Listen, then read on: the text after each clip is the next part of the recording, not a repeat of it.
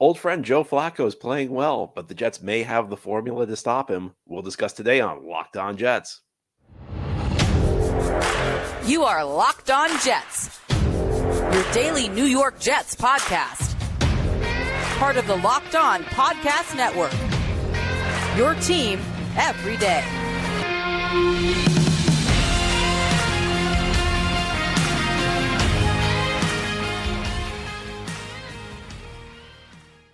Welcome back, my friends, to the show that never ends, your daily delivery of all things Dog Pound LGB on the LOB, the Locked On Browns podcast, brought to the Locked On Podcast Network, your team every day. Your host, Jeff Lloyd of Locked On Browns, your host, John Puchko of Locked On Jets. As we always say, it's homecoming. Not a year goes by that we don't get a crossover between John Puchko and myself. Jets Browns forever intertwined. Crossover Wednesday. We appreciate all of you who make Locked On Browns and Locked On Jets your first listen every single day. To the everyday crowd, and if you're not part of it yet, we'll make a new plan. Stand and subscribe to Locked On Jets YouTube channel, the Locked On Browns YouTube channel. The show are always available, always free, wherever you get your podcasts. Download the Gametime app, create an account, use code LOCKEDONNFL for a $20 off your first purchase, and you get last-minute tickets. You have the lowest price, and it is guaranteed. As I said, Locked On Jets host, Locked On Browns host, Jeff Lloyd, John Puchko, and obviously a tale of two teams going into this Thursday night game. New York Jets, sadly, Browns fans, we can sympathize. We have certainly been there plenty in December. What was supposed to be a great season for the Jets, so much angst, obviously, balloon burst early. The Browns, has been a long, windy, crazy road to get to where they are now.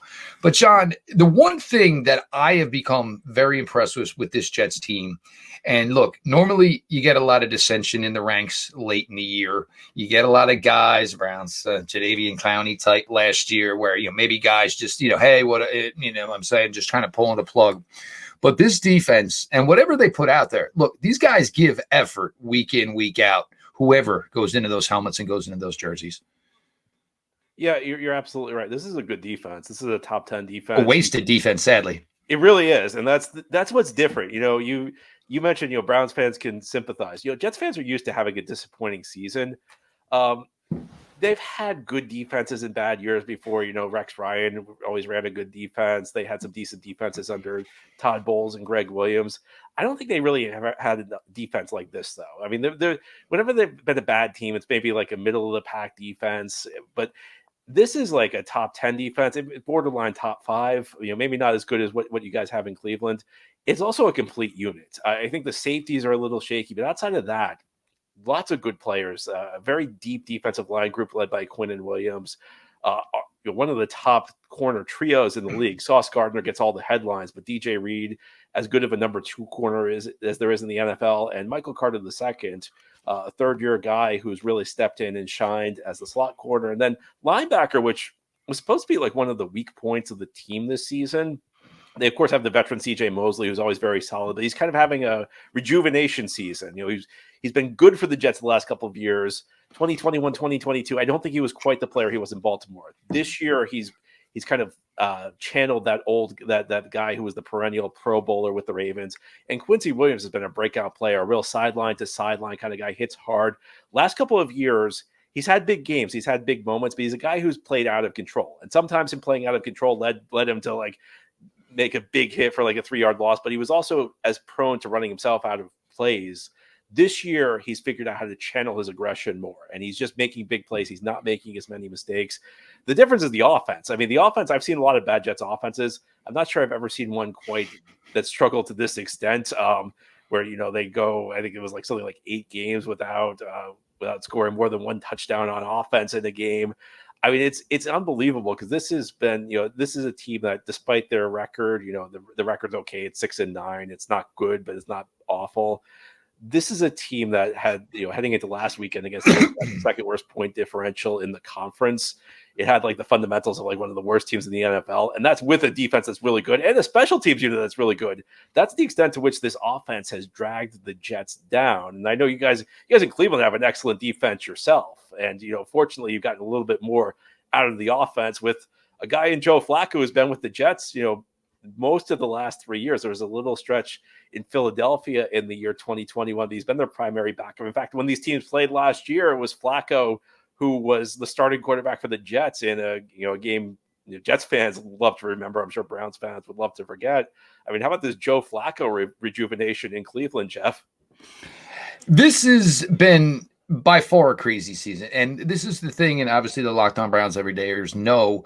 Look, when you talk about a team playing 4 quarterbacks, usually that's followed up with, well, what quarterback are they going to draft in the first 3 or 4 picks in the draft in April? For the Browns, and obviously success, albeit small sample sizes, PJ Walker, Dorian Thompson-Robinson, obviously Deshaun a little bit more. But you get Joe in here. And the thing with Joe, and again, the everydayers know, and John and I were talking, I am a huge Kevin Stefanski guy. I have never had an issue with Coach. I think the biggest thing I like is the culture has changed. He is a man of his word. He speaks, and there's not this constant rhetoric. Coach tells you what you need to know, and he's not going to go any further. It's not trying to play games in the media. But this team has never been able to get vertical with any regular sustainability. And you look at Joe, 6'6", 240. This is what Joe has always been. He's been a good vertical thrower. His time with obviously the Ravens here.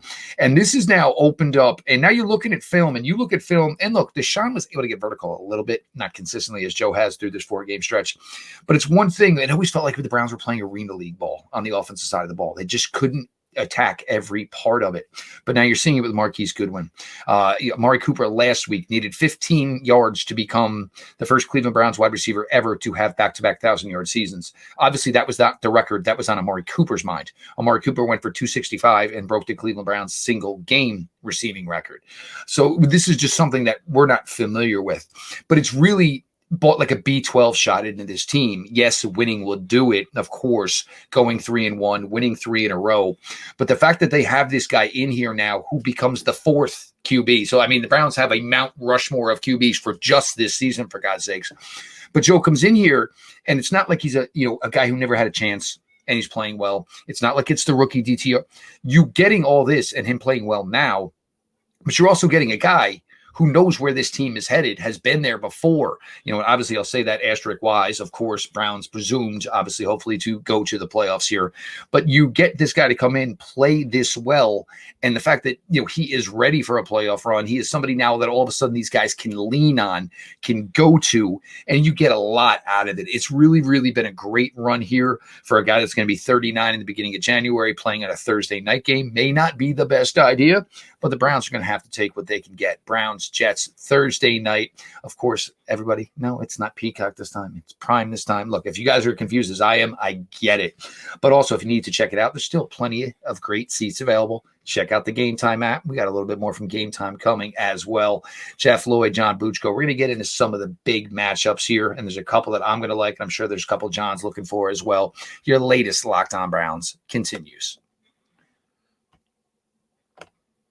I've told you guys, you have teenage daughters, you don't know what to buy them. But luckily, I always know one thing that they will like: concert tickets. And that's where Gametime comes in. I know John uses it. I know I've used it. You shouldn't have to worry when you're buying tickets to your next big event. Gametime is the fast and easy way to buy tickets for all the sports, music, comedy, and theater events near you. They've got killer last-minute deals. They've got all-in prices. You can get a view from your seat, a best price guarantee. Gametime takes the guesswork out of buying tickets. I love the fact I can get a view from my seat because I don't want to be the rube that all of a sudden got an obstructed seat ticket. A lowest price guarantee. They've got event cancellation protection. Heck, they've got job loss protection as well. That's pretty impressive. Not a lot of apps do that. All-in prices show your total up front, so you know you're getting a great deal without any hidden fees. Buy tickets in seconds, 2 taps, and you are set to go. Find exclusive flash deals and sponsor deals on tickets for football, basketball, baseball, concerts, comedy, theater, and more. And the Gametime guarantee means you'll always get the best price. If you find tickets in the same section and row for less, Gametime will credit you 110% of the difference. Download the Gametime app, create an account, and use code LOCKEDONNFL for $20 off your first purchase.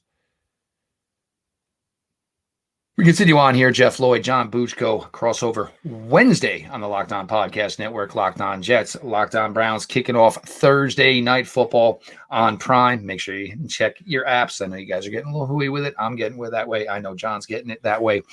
But John, we get to the biggest matchups here, and this is, The Cleveland Browns, one of the things that this team has always been spoken about well of over the 4 years during the Kevin Stefanski regime has been their offensive line. But obviously a lot of nicks this year for the Cleveland Browns. Not a lot of teams are going in to December, 2 games to go, trying to get a playoff spot and playing their 4th and their 5th offensive tackles. There's been movement. Joel Bitonio's missed a little bit of time. Their center, Ethan Posic's missed a little bit of time. They do have that inner core of Wyatt Teller, Ethan Posic, Joel Bitonio. Jerron Christian came in out of nowhere, a Bill Callahan disciple. He has done a really good job on the left side. William Hudson, he is a very good run blocker. Up and down as a pass blocker. I think the Browns always envisioned him as a swing tackle, but now all of a sudden pressed into a little bit more duty here. And now that this team is throwing the ball, and it's almost become the point for the Browns where they kind of just looked at the run game and said, if it's not working, we're not even going to bother, which led to what went on in Houston. Of course, not having your kicker certainly led to throwing the ball more often as well Sunday in Houston. But I look at that front D line, and it's very rare that, the success the Browns have had this year, I can look at somebody else's defensive line and say, ooh, they got some guys, they got some dudes. And that is the case for the Jets here. Jermaine Johnson stepping up here in his second year. Obviously, we all know about Quinnen Williams. You mentioned Mosley, obviously Quincy Williams behind. It's a really, really solid front 7 for this team right now. And the Browns, ideally, you want to lean on your inner offensive line because that is maybe your best part. But it takes a guy, if not 2, if not 3, to control Mr. Quinnen Williams. Yeah, absolutely. And, you may look at the stats. You compare it to what he did last year. The numbers aren't quite there, but I got to tell you, on a play-to-play basis, he looks every bit as good. I think part of it's other guys are stepping up. You mentioned at the defensive end position, Jermaine Johnson is having a big second season. And, Jeff, last year the Jets had 4 guys they picked in the top 40. One was Garrett Wilson, who was the offensive rookie of the year. A lot of Browns fans probably familiar with him because of course he plays college ball at Ohio State. One was Sauce Gardner, the defensive rookie of the year. He played at Cincinnati. The third was Breece Hall, who was a running back who may well have been on his way to winning the offensive rookie of the year over Garrett Wilson. They did not gotten injured. Jermaine Johnson was the 4th guy they picked. And I actually thought for a rookie he did decently, but he kind of paled in comparison because these other guys were making an impact immediately. He was more of a rotational guy who made a splash play every week or two. This year he's really picked it up, and it's really been since week 4. The first 3 weeks he got off to kind of a slow start. In fact, I'll be honest with you, I was wondering a little bit, are they not going to get a big contribution? He's really developed. They also have Bryce Huff, who on a pass rush to pass rush basis, if you look statistically efficiency wise, one of the most productive pass rushers in the NFL, a guy who I don't think the Jets coaching staff has played enough the last 2 years. I think they viewed him, they kind of pigeonholed him in a pure pass rush role where he's only going to come in on that long downs and distances where the other team's going to throw the ball. They've started to play him more consistently, and the results are still very good. And John Franklin Myers is a good kind of hybrid guy, mostly plays defensive end, but he's a bigger guy. He's more of what you think of it as. He's more the size of like a defensive tackle in a 4-3 type defense, but he plays a lot of the defensive end in Robert Saleh's system. And you're absolutely right, Jeff. And there's a lot of talk in the Jets fan base. Oh, they should have brought Joe Flacco back. Well, last year Joe Flacco really struggled, and a big part of the reason was the offensive line was not good enough. Flacco, I think, got to a point where he didn't trust the protection enough, and he was going straight to his checkdowns. And I think one of the reasons, you can speak to this better than I did, that interior offensive line of Cleveland, at least to me from the outside, looks really solid. And when Flacco's comfortable, he's a savvy veteran. He knows where the ball needs to go. He can get it there. The Jets. And I think to me, that's part of the keys of the game. I'm with you on that. I think Quinnen Williams collapsing the pocket, getting pressure to Flacco. Maybe Flacco doesn't take a ton of sacks, even with the Jets last year, but he knows where his check down is. But when you force him to go to his check down, you take away that vertical passing attack you were discussing. So I think that's a great point. And I'd also look to the other side of the ball. I mean, this is a matchup that terrifies me for the Jets. This Browns defensive line. This Jets offensive line has been a mess all year. I mean, look, I have a PhD in bad offensive line play from the years I've watched the Jets, from the years I've done this podcast. I mean, I can't think of it. I'm not sure since we started Locked On podcasts in 2016 that I've ever seen the Jets have a good offensive line, but this is as bad as I've seen. They've had to rotate guys in and out. They've had 11 different starting combinations through the first 15 weeks. I mean, I look at Carter Warren, a mid-round rookie going up against Myles Garrett. I mean, good luck, Trevor Siemian. That's going to be a tough matchup. I mean, I look at this game. I don't even know how the Jets are going to be able to move the ball. I mean, when I look at this Jets offensive line versus the Browns defensive line, this might be the biggest unit versus unit mismatch you'll see in an NFL game this season. Well, if the Jets are smart, they're going to do it like some other teams did. The Jets are going to try to make an onus to run the ball here. That's kind of what Denver did. They didn't do it with great success, but it was enough where you kept the defense on the field, and eventually they started to tire a little bit. So Jeff, what you're saying is there's no way the Jets. You said if the Jets are smart, so there's no way that's going to happen. True. So they're going to have Simeon throw the ball 50 times. But no, with Myles Garrett. Now, Myles Garrett has not had a sack in 4 games. In the last 3 games, Myles Garrett has 26 pressures. Now, the biggest difference with this Browns defensive line in years past is Myles has always done what Myles does. But the point is anybody else going to be able to play beneficial to playing with Myles Garrett? And last year, Taven Bryan was the second leading sack total haver for the Browns at 2.5 sacks. This year, it's a whole different ballgame. It's Zadarius Smith, Ogbenai Okoronkwo. We're not sure where. And I'm not, ideally the Browns, look, if they can get this win and they can tell Ogbo, look, even if you think you can gut it out for us, let's worry about that in January. We don't necessarily need you right now. But second-year player Alex Wright had a sack last week, had a sack just Sunday against the Houston Texans. Here is a player out of UAB who at UAB, they took him and just said, you're our best defensive lineman. You're our best defensive tackle. You're our best defensive end. So they just played him wherever they thought the need was for him.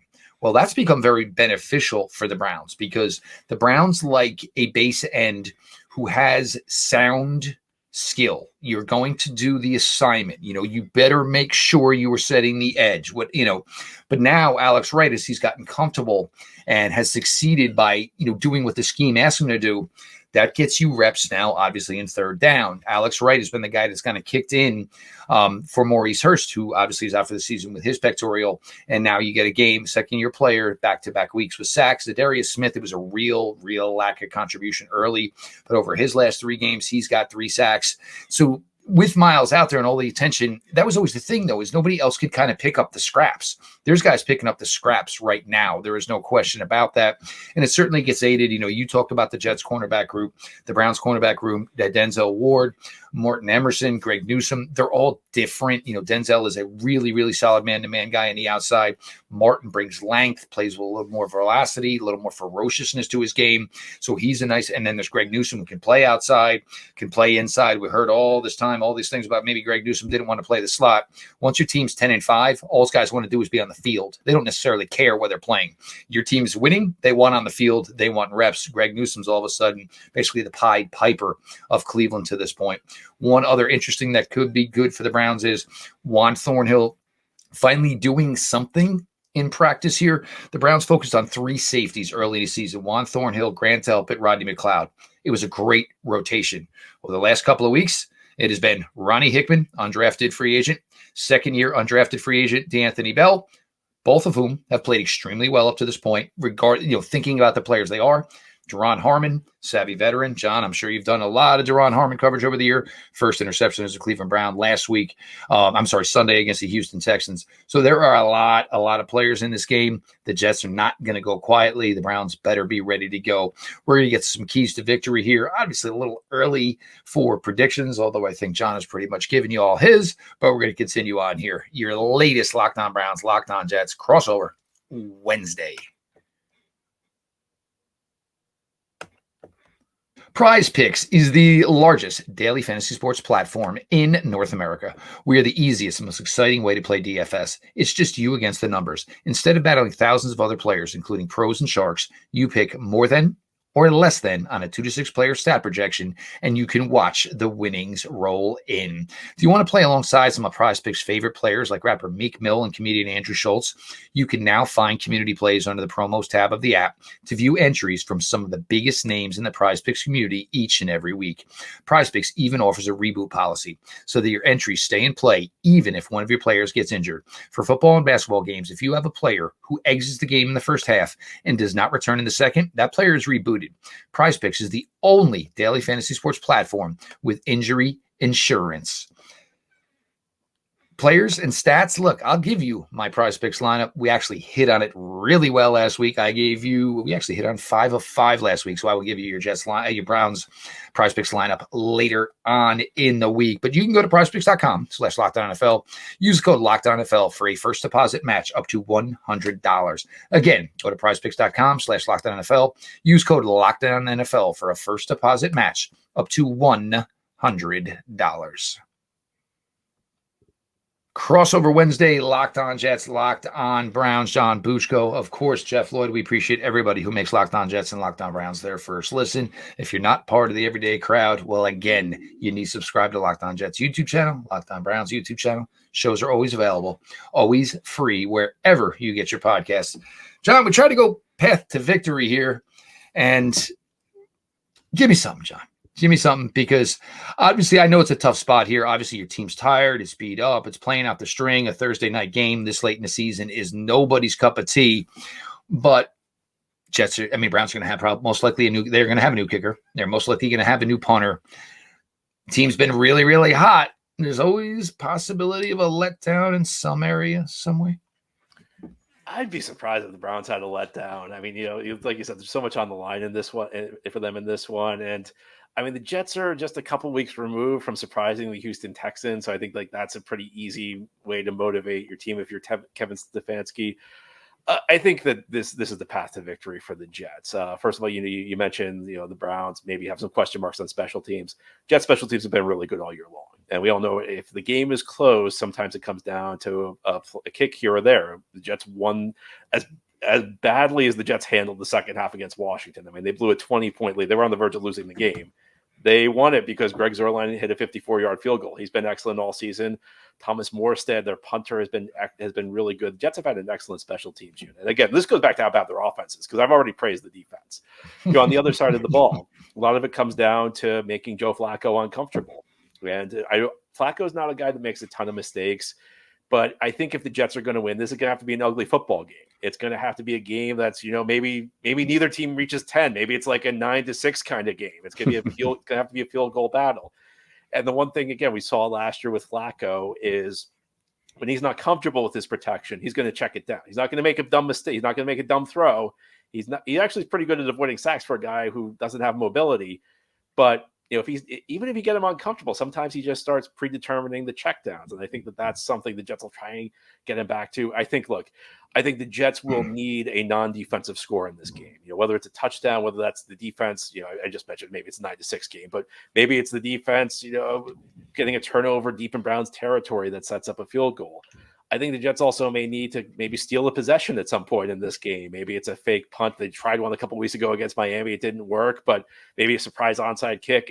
It's a tough game for the Jets. There's no question. I think whenever you have a defense like the Jets has, whenever you have their special teams units that could swing a close game, you've got a puncher's chance. They're not going to be able to do much on offense, though. So what that might mean is on offense, it may mean Breece Hall. They're not going to be able to sustain drive, so maybe Breece Hall breaks a 70-yard run at some point. I mean, the path to victory for the Jets is very narrow, but that's it. A big play on offense, the defense making Joe Flacco uncomfortable and taking the Browns' big playability away, stealing a possession, and outplaying the Browns on special teams. Well, and to your point, look, the Cleveland Browns just gave up a kickoff return for a touchdown Sunday against the Houston Texans. They are most likely going to have a different kicker. They're most likely going to have a different punter. You got to worry about. They're not going to have the whole week to practice. You got to worry about the snap, holds, exchange. Obviously, if I'm the Jets, I am definitely saying, hey, I am going balls to the wall as far as trying to block kicks. I am going, that is something that probably should be an onus for them, because, even a shaky snap, you have a punter, his name is Hack, but they try to pronounce it as Hawk. And but if my last name is Hack, I would want to pronounce this Hawk as well. The Browns, look, you know who you are now. You have your identity. Whether you're talking maybe low 40s at kickoff, maybe at worst, high 30s Thursday night. The weather looks pretty favorable for a Thursday night game in late December in Cleveland, Ohio for both teams. Obviously, neither team would really be that affected if it was colder or a little windier. Both teams obviously familiar with those things. But for the Browns, the one thing I kind of need to see, and I would feel better if I could see, is just a little bit of a semblance of a run game. Had 2 rushing touchdowns Sunday against Houston, but they ran for 1.8 point yards per carry. This is a team that throughout the entire Kevin Stefanski regime here, that was always the calling card. Was obviously this team ran the ball, ran it well. And, everybody, we missed Nick Chubb. Well, look, Nick Chubb is a great, great player. Nick Chubb is also not God. Sometimes if guys are not making blocks and you're a team that likes to run the wide zone and your tackles are not making blocks, it's really, really difficult to pick up positive yards. So this team's got to try some semblance, switch it up, maybe runs. They love their trap play action pass. Well, we don't run a lot of traps. So maybe we start running a trap or two just to see how it works out and see if it had a little more flow. I do think the Browns will be ready for the pass rush. And now that they can get vertical down the field, now maybe you can start throwing a little, slip screens action, Elijah Moore, somebody else, because now obviously the Jets have seen a lot of tape where the Browns can get vertical. So if the pass rush is going to come, there is one way to combat it. You don't necessarily have the time for the long developing routes down the field. And, you go to your screen game a little bit more and you try those things. And this is always the games that make me nervous, because a team that comes in with basically nothing to lose, and that is what the New York Jets, they come into this game with nothing to lose. So like you said, all right, Browns win. I'm saying Jets win the toss. Browns have to receive, and why not start with an opening kickoff onside kickoff? Why not? What do you got to lose? And obviously for Saleh, everybody else, it seems that Woody Johnson has said, look, everybody's coming back anyway. So you're not teetering on, if we lose by too much, does this mean my job? So just go out there, just give the best, showing you can, which is obviously a really, really difficult spot for a Browns team, because as much as I say this about the Browns each and every week, what do you do? What do you scout? Because this is a team that started this quarterback, that quarterback, this quarterback, that quarterback. Obviously, for Joe, now you have 4 games. Trevor Siemian, you got 1 week to go on. So, I mean, it's a really, really, going to be an interesting one. Obviously, the place is going to be packed. Browns are calling for a whiteout, as the Browns are going to wear their throwback jerseys one more time. So we're going to see, hopefully the Jets wear the old school ones, wear the old school green ones. Jets, it's a nice looking. See, John knows, I know, wear those jerseys. Yeah, 100%. Yeah, but for John Buchko, obviously, John's doing a fantastic job. Look, the assignment is what you're given. You don't get to control the assignment, and obviously that's always the most difficult part. And for the fans who are here every day with us, through good or obviously through bad, this time of year, it means the more to us. Everybody starts to reflect this time of year, and we're very, very fortunate for what we get to do to work for this network, and certainly to have each and every one of you who are big time supporters of Locked On Jets. Make sure you subscribe to Locked On Jets YouTube channel, Locked On Browns as well. Again, make sure you subscribe to Locked On Browns YouTube channel. We just, it's tough to, you get to this point, and nothing, and I continue this, and I will say this for all the time, nothing in the world goes faster than the NFL season. The fact that we are talking game 16, week 17, and we are basically about 9-10 days away from the NFL regular season being over just absolutely blows my mind. But as always, we appreciate all of you who come here for us. This has been your daily delivery of all things Dog Pound. LGB on ELOB. Let's go Browns. And for you Jets fans, let's go Jets.